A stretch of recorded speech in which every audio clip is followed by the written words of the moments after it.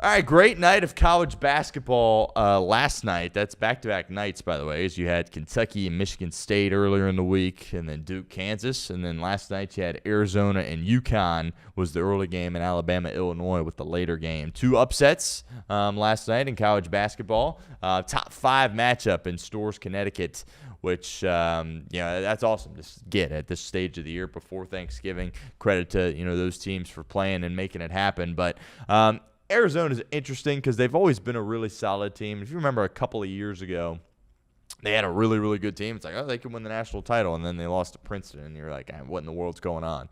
But Arizona is a basketball school. Make no mistake about it, and they're really, really good. And, this year there was a lot of uncertainty because they got a lot of new faces, and they got a lot of freshmen. But newsflash, they're really, really good. I said it at the top of the show. Buy your Arizona stock now if you have not done so already. They won 71-67. They start 3 freshmen, and they got another one coming off the bench, so they got youth everywhere. And then Jaden Bradley is kind of their leader, their captain, their senior. He's been there for a few years, and he was their leading scorer last night. He's a tremendous player. But you look at Koa Peat, man, that guy's a dog. Right, and he's like 230 pounds. He can shoot it. He can get to the rim. He's 18 years old. He is an unbelievable player. And there's really, a loaded freshman class. There always seemingly is in college basketball. But, this Koa Peat kid is the real deal for Arizona. We're going to talk about Michael Brown with Scott Springer here in a little bit for Louisville. But some of these freshmen are really, really good. Koa Peat, absolutely insane. And look, UConn, they're going to be fine. They were without their leading scorer and leading rebounder in the game, Terrace Reed Jr. Also, they have a 5-star freshman that has yet to play this year. I believe he's got an ankle issue, so they're not at full health here at this point. Caravan only had 8 points, so low ball, couldn't shoot the ball well. So honestly, they were fortunate that they were able to keep it as close as they were. I think certainly playing at home helped out a little bit with that. I think UConn, a lot of people thought, they could get back to the national title and win. They definitely still can. Again, they're not at full health here at this point, but they're clearly not as good as maybe I thought in this game. If you're at home like that and some freshmen can come in and really dominate you like Arizona did, that says a lot. And again, I don't think it's really much on, UConn's not necessarily as good as we thought, but more so, wow, Arizona is absolutely the real deal, and Lloyd's done a tremendous job with them. LeBron's son, Bryce James, of course, is on their roster. I think there's a real possibility he could redshirt. That's just kind of, giving some perspective there a little bit because they play 4 freshmen, right? And Bryce James is obviously a freshman, but just not, on that level at this point. I think he was a 3-star recruit, so it wasn't like some highly touted guy.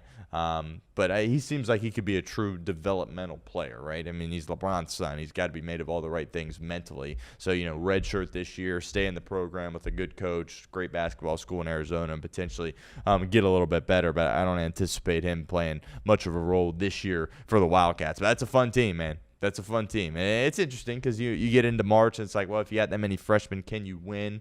Sometimes you can, right? Certainly Duke won a bunch last year. Not saying these freshmen are Cooper Flagg and Con Knipple and Malawatch there. I'm not going to get carried away, but these freshmen are absolutely the real deal, and I would be buying Arizona stock right now if I am a college basketball fan. Also, Alabama beats Illinois 90-86. And, Alabama's we talk about their football team going through a gauntlet. Well, their basketball team certainly is going through a bit of a gauntlet there as well. They already played St. John's. They already played Purdue. They already played Illinois. That's 3 top 15 teams right there. And they've got Gonzaga next, who I think Gonzaga is actually going to have a really good team this year, Mark Few and company. And, I love that from Nate Oates, right? He's, a guy that he wants to challenge his team, right? He doesn't want to sit here and play Little Sisters of the Poor the first few weeks of the year. He wants to see what his team is made of, and he believes that will help them down the stretch. And I was really impressed with how they bounced back in the game against Illinois, because that Purdue game, they really, really struggled on the glass. They couldn't do much. They got dominated down there. They got out-rebounded, and that obviously isn't a recipe for success. Now, Purdue's going to do that to a lot of different teams, right? They've got some big guys. Kaufman-Wren, he's one of the best players in the country. Braden Smith might be the best player in the country, and they got another big in there there that can get a lot of rebounds. And that's going to be the question with this Alabama team, right? And it kind of seemingly always is, right? If you have a big 7-footer that can just control the glass, that could put Alabama in a tough spot. But Taylor Bowen, he rebounded the ball a lot better. Transfer from Florida State. That was good to see in the game last night. Aiden Sherrill there as well. He was, had some soft moments, I would say, against Purdue. Certainly didn't have that last night against Illinois. And, I thought he played really solid there in the game. That was big for him coming back. He was a freshman last year, highly touted guy. I think Alabama's probably paying him a lot of money to come back, but that was huge. And, if those guys can hang in there and grab rebounds, this team can beat anybody and could potentially win the national title. Looking forward to talking about the Louisville backcourt with Scott Springer, but, those might be the two best backcourts in the country with Alabama and Louisville. Holloway's back, Philon's back, and, I was really impressed with the maturity we saw last night of LeBaron Philon.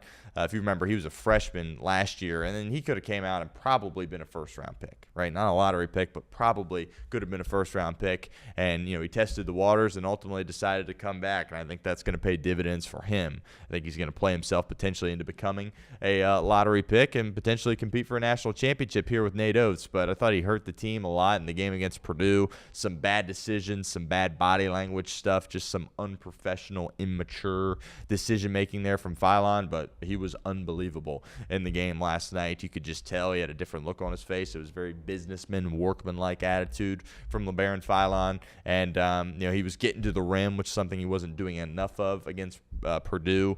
I think the reason he came back, one of the big reasons, is work on a shot a little bit, and he was able to hit a couple of shots there as well. Had a big three at the top of the key at the end of the game.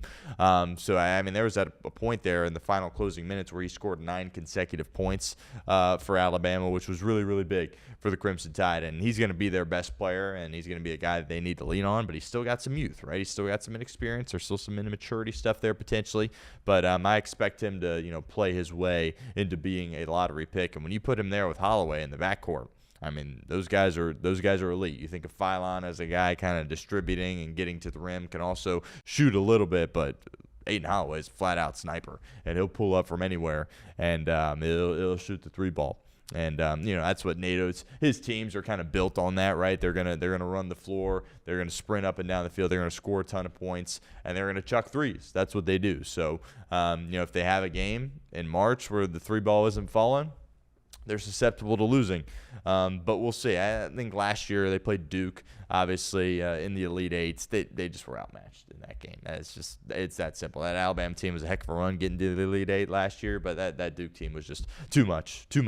And, Houston was really the only team, in my opinion, that really had an opportunity to beat Duke last year, and they obviously were able to do that, and then ultimately just barely came up short against Florida. But great college basketball last night. I expect Alabama to really be a force with that backcourt that they've got going on. But like I said, another team with a really, really good backcourt is the Louisville Cardinals.